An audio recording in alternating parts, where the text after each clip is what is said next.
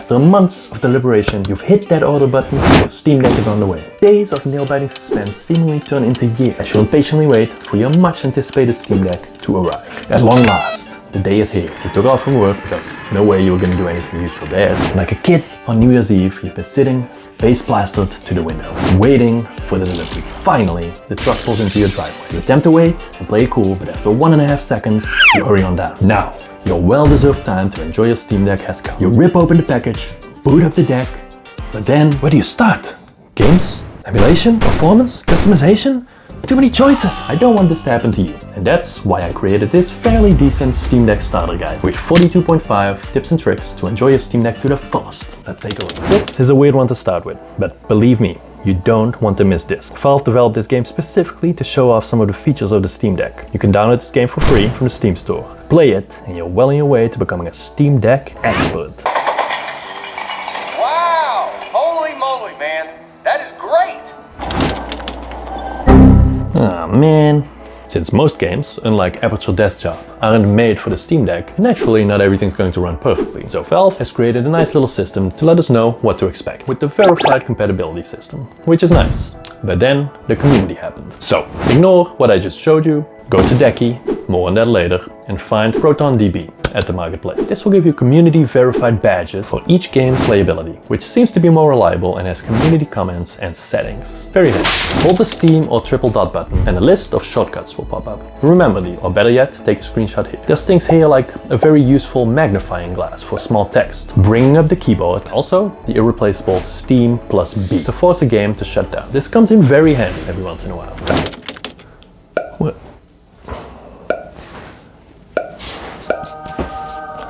When I first found this feature, I was giddy with excitement. I love graphs and tweaking. And if there's one thing the Steam Deck lets you do, and this feature makes that extra easy. Bring up the quick menu, head over to the battery section, and set the performance level to your heart's content. Off is off. 1 shows the frame rate, 2 and 3 show more details, and number 4 shows everything from CPU to fan speed.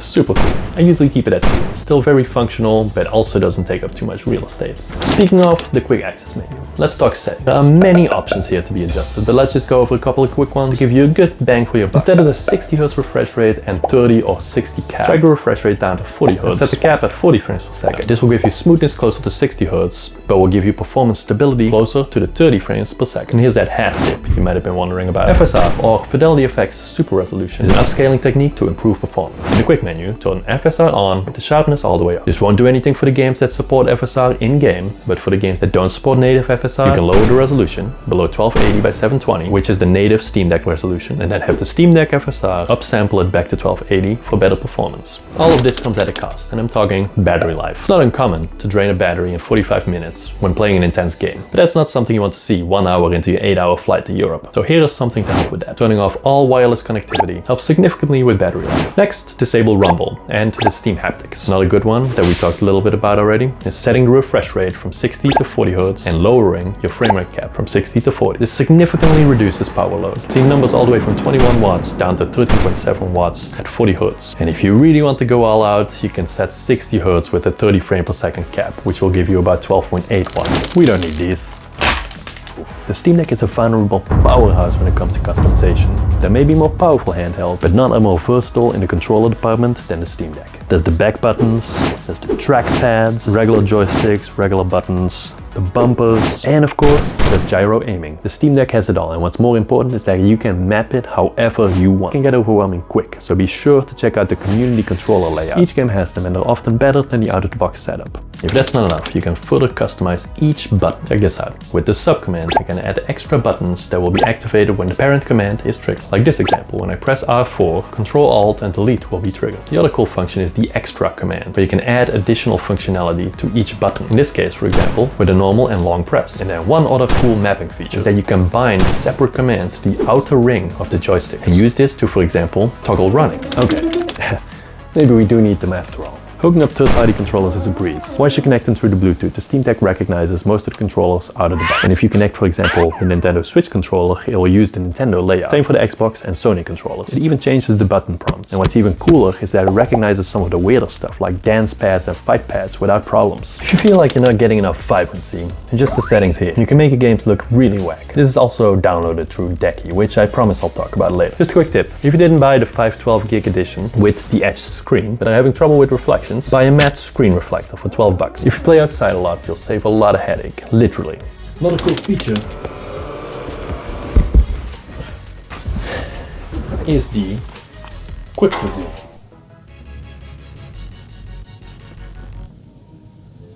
Not always exactly quick, but you understand what I'm getting at. But you can continue where you left off. Aside from gaming mode, there's a full-on desktop mode with Linux that you can switch to. We've talked about a number of plugins that you would install through Decky, and in desktop mode is where you would actually install this. And I know you've been waiting with bated breath. On your favorite browser, head over to the Decky Loader site. Just follow the prompts, it's very simple.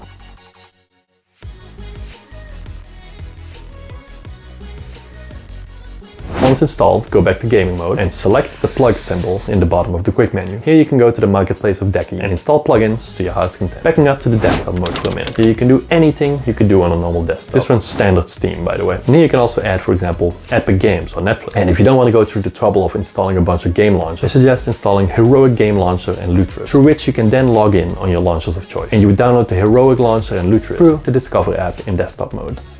Then there's emulation.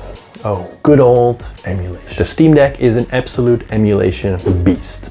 Although I wouldn't know because I don't really play emulation games. But installing EmuDeck is a breeze. EmuDeck is an interface between many different emulators. Just head to the EmuDeck website in desktop mode and follow the prompts. Drop your legally obtained ROMs in the folder and you're all set. If that all seems a bit daunting, you can just download RetroArch from the Steam store. And you can emulate anything up to the PS1 era without too much trouble. Oh, man. Are you annoyed with all the immersion breaking messages that pop up all the time? Head to the notifications tab and filter exactly what gets shown when away.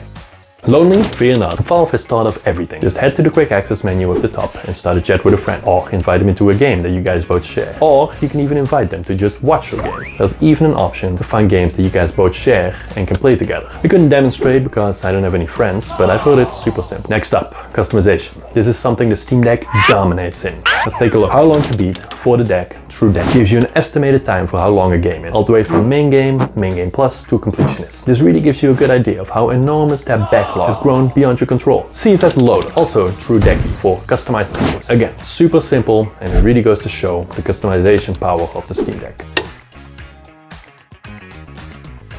Next, custom art for games with SteamGrid DB. You might have noticed some of the empty squares in my games library. Those are non-Steam games. With GridDB, you can assign art to them in seconds. Head to the game, select Change Artwork, and done.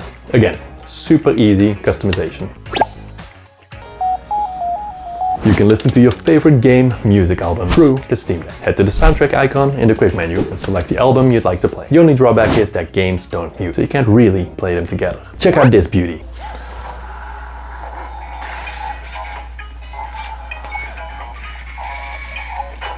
Target acquired. I bought it with some points from the Steam sales. You too could be the proud owner of an amazing startup video like this. Although, that's quite the high bar to shoot. Anyways, they're easily adjusted in this little menu here. Also customizable is the keyboard. Changeable in, you guessed it, the keyboard menu. Achievements for retro games through EmuAchievement. Also installed through Deck like almost all plugins. Add a lock screen for added security. System wake up, sleep, you name it.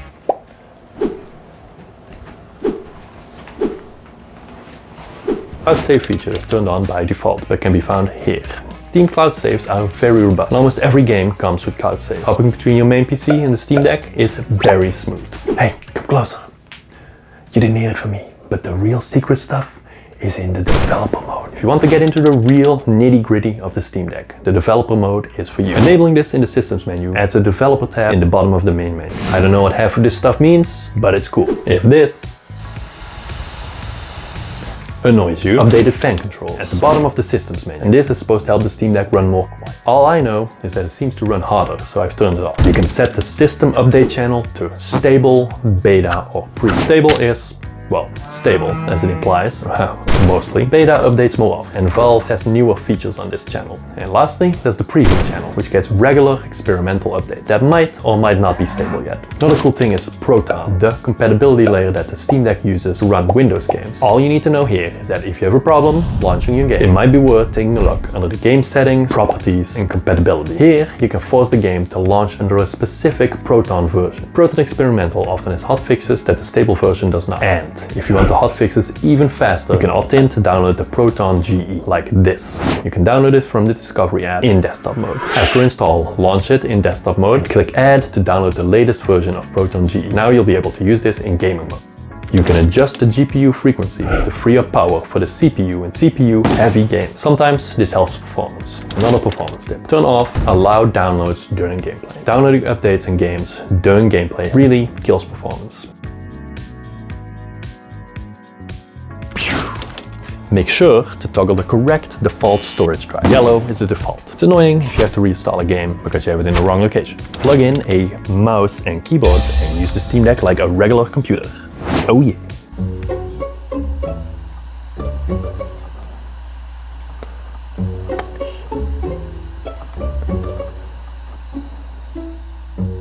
Remap the desktop mouse control. At the very least, adjust the right trackpad sensitivity. Believe me, you'll thank me later. The dead zone of the joysticks is quite literal. If you play a lot of twist shooters on the deck, you can adjust your dead zone down. Just be aware of the ever-lurking stage drift. It's real and it's out there.